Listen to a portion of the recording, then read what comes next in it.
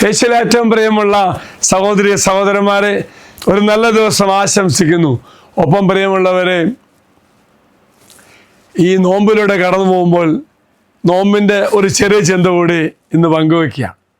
യോഹന്നാൻ എഴുതിയ സുവിശേഷം 12-ാം അധ്യായം 24-ാം വാക്യത്തിൽ യേശു തന്നെ തൻ്റെ മരണത്തെക്കുറിച്ച് പറയുന്നുണ്ട്. കർത്താവ് പറയുക, ഞാൻ ഗോതമ്പ് മണിയാണ്. ഈ ഗോതമ്പ് മണി നിലത്ത് വീണ് അഴിയണം, അഴിഞ്ഞെങ്കിൽ മാത്രമേ ധാരാളം ഫലം കിട്ടുകയുള്ളൂ. ഓർക്ക പ്രിയമുള്ളവരെ, ഗ്രീക്കുകാർ യേശുവിനെ കാണാൻ വരുന്നു.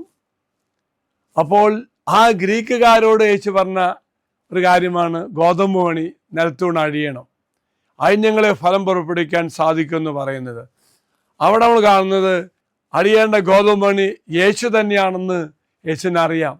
തൻ്റെ മരണത്തിന് ഏതാനും ദിവസങ്ങൾക്ക് മുന്നേ മാത്രമാണ് കർത്താവ് പറയുന്നത്. ഇത് പറയുമ്പോൾ ഓർക്കുക പ്രിയമുള്ളവരെ, മനുഷ്യരാശിക്ക് സമർത്ഥമായ ആത്മീയ ജീവിതവും രക്ഷയും ലഭിക്കുന്നതിന് യേശുവിൻ്റെ മരണം അനിവാര്യമായിരുന്നു എന്ന് സൂചിപ്പിക്കുന്നു. ഒന്നുകൂടെ അച്ഛൻ പറയാൻ ശ്രദ്ധിച്ചോളൂ. മനുഷ്യന് സമർത്ഥമായ ആത്മീയമായ രക്ഷയും സൗഖ്യവും വിടുതൽ ലഭിക്കുന്നതിന് യേശുവിൻ്റെ മരണം അനിവാര്യമായിരുന്നു എന്നാണ് അർത്ഥമാക്കുന്നത്. ത്യാഗത്തിൻ്റെ ഒരു കാര്യമാണ് കർത്താവ് എടുത്തു കാണിക്കുന്നത്. താനാകുന്ന ഗോതമ്പ് മണി ഇല്ലാതാകണം. അവിടെ മരിക്കുകയാണ് ഈശോ. അങ്ങനെ യേശു മരിക്കുമ്പോൾ, അങ്ങനെ ഗോതമ്പ് മണി ഇല്ലാതാകുമ്പോൾ ഫലം പുറപ്പെടുവിക്കുന്ന പോലെ തന്നെ യേശുവിൻ്റെ മരണം അനിവാര്യമായിരുന്നു. ഇവിടെ വിത്ത് എന്ന് പറയുമ്പോൾ നമുക്കറിയാം, ഇവിടെ വിത്ത് എന്ന് പറയുമ്പോൾ യേശു തന്നെയാണ്. യേശു തന്നെയാകുന്ന ഗോതമ്പ് മണി നമ്മൾ തിരിച്ചറിയുന്നു. തൻ്റെ മരണമില്ലാതെ മനുഷ്യവർഗത്തെ രക്ഷിക്കാൻ സാധിക്കില്ലെങ്കിൽ താനാകുന്ന ഗോതമ്പ് മണി വ്യയം ചെയ്യപ്പെട്ടേ പറ്റൂ. വിത്ത് മുളയ്ക്കണമെങ്കിൽ അത് കുഴിച്ചിടുകയും നിലത്ത് മരിക്കുകയും വേണം. അതുപോലെ പുതിയ ജീവൻ പുറപ്പെടുവിക്കുവാൻ യേശു കുരിശിൽ മരിക്കേണ്ടിയിരിക്കുന്നു. വളരെ ഫലം പുറപ്പെടുവിക്കുക എന്ന് പറയുമ്പോൾ പ്രിയമുള്ളവരെ, സമർത്ഥമായ വിളവെടുപ്പിൽ കലാശിക്കുന്നു. അതവൻ്റെ പുനരുദ്ധാനത്തിലൂടെ മനുഷ്യരാശിക്ക് വാഗ്ദാനം ചെയ്യുന്ന രക്ഷയും നിത്യജീവനെയും ഓർമ്മിപ്പിക്കുന്നു.